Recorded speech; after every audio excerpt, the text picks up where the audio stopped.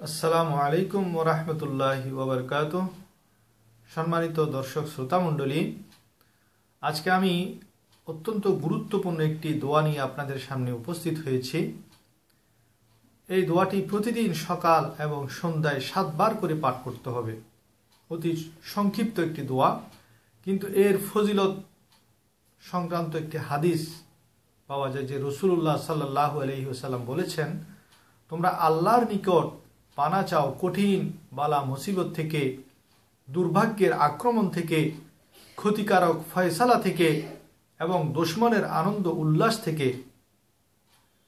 সুতরাং এই দোয়াটি পড়লে আপনি কঠিন বালা মুসিবত থেকে আল্লাহর হেফাজতে থাকবেন, দুর্ভাগ্যের আক্রমণ থেকে আপনি বেঁচে থাকতে পারবেন, ক্ষতিকারক যে কোনো ফয়সালা থেকে আপনি, ধরেন আপনার বিরুদ্ধে কেউ কোনো ফয়সালা দিচ্ছে যেটা আপনার ক্ষতি হবে, এই ধরনের ফয়সালা থেকে আপনি বেঁচে যাবেন।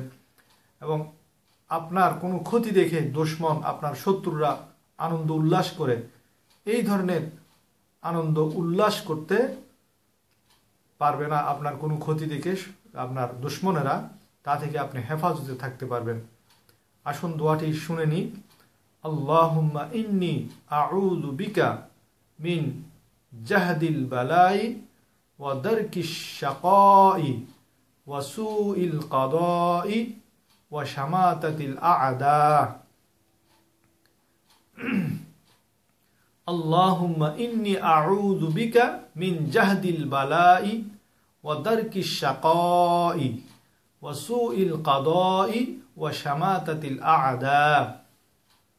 اللهم إني أعوذ بك من جهد البلاء ودرك الشقاء وسوء القضاء وشماتة الأعداء.